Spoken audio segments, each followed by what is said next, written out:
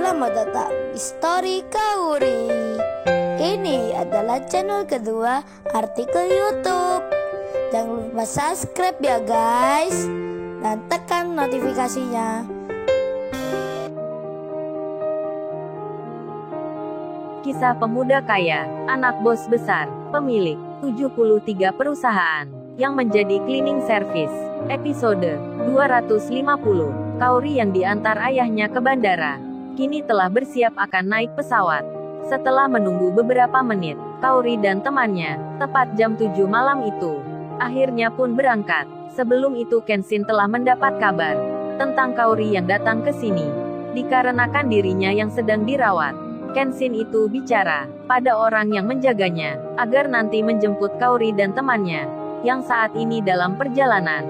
Dan pesan itu pun dilaksanakan. Kauri nanti ditunggu di bandara. Waktu pun berjalan. Si Rena, yang sebelumnya mendapat kabar tentang perusahaannya harus diaktifkan.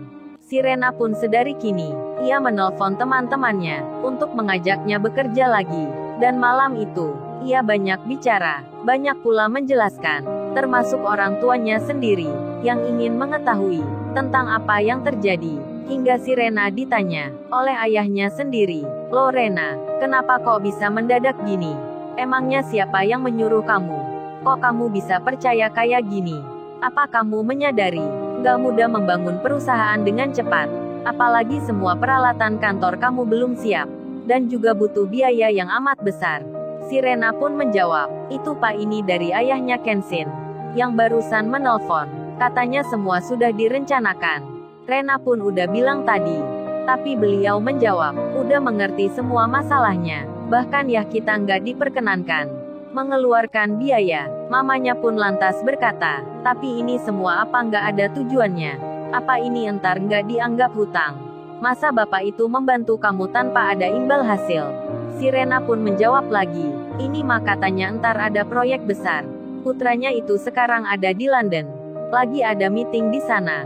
Entar dia yang ngabarin ke perusahaan Rena tentang pekerjaan itu." Mamanya lalu bilang, "Bukannya anaknya itu, yang dulu kerja cleaning service, yang katanya menabrak mobilmu?"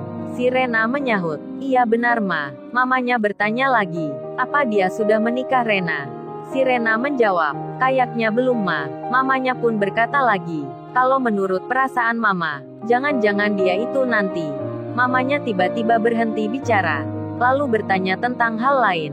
"Oh ya, hubunganmu sama Yudis gimana? Mama dan ayahmu ini kan pernah bertemu orang tuanya, membicarakan tentang kalian. Mama khawatir akhir-akhir ini kamu rada lain. Kok gak pernah terlihat lagi jalan bareng sama Yudis? Yudis itu baik loh Rena. Dulu aja biaya rumah sakit, sampai semua karyawanmu yang lagi rawat inap itu, dia yang bayarin." "Berapa duit itu?" Si Rena pun menyahut, "Ya masih biasa aja Ma. Nggak ada yang lain dengan Rena. Lagian biaya rumah sakit itu, kayaknya bukan dia Ma yang menanggungnya, tapi seseorang, yang tak mau disebut namanya." Mamanya pun berkata, "Kamu aneh-aneh aja Rena. Tapi yang jelas entar jangan bikin malu ayah dan mamamu ya. Kan orang tuanya Yudis itu juga orang kaya, pengusaha pula." Si Rena menyahut, dengan mengiyakan. Ia pun masih penasaran. Kira-kira apa tadi ya yang dipikir mamanya itu? Namun tak jadi dikatakan. Dan waktu pun berjalan. Setelah beberapa jam, Kauri akhirnya kini tiba di tempat tujuan, The England Country, The London City. Kauri pun nampak turun dari pesawat.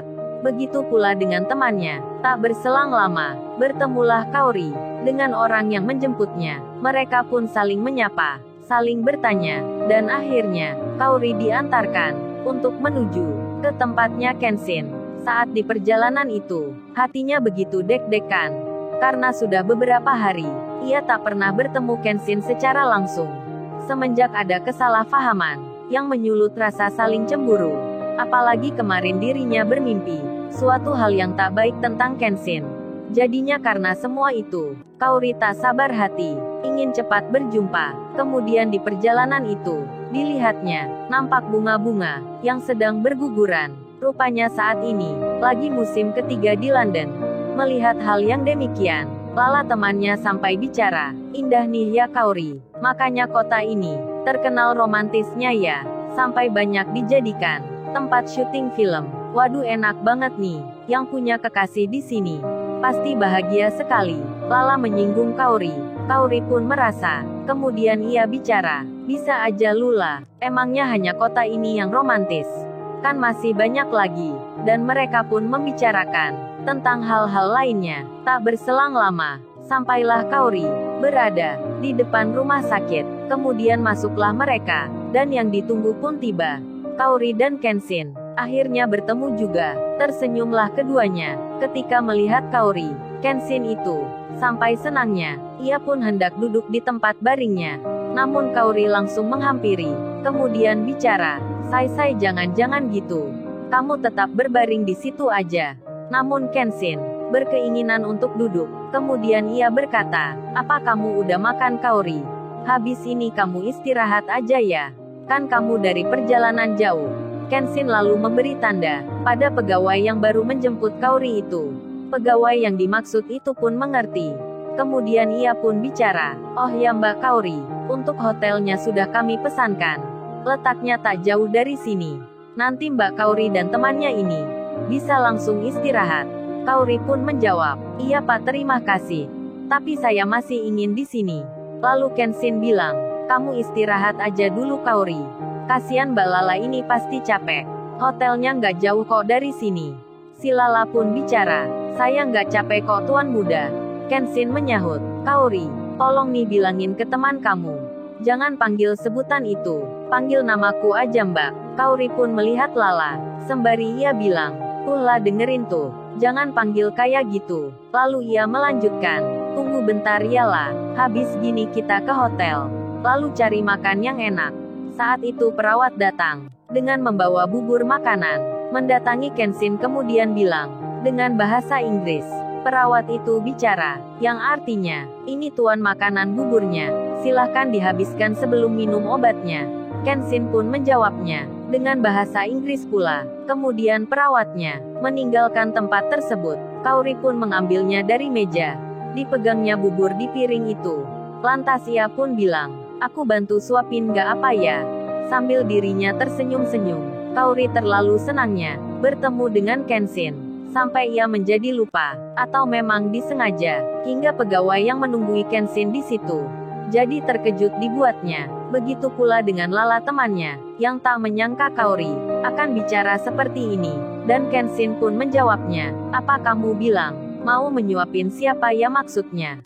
Kaori menyahut, "Yang gak tahu lah gitu. Masa nih aku harus bilang jelasnya?"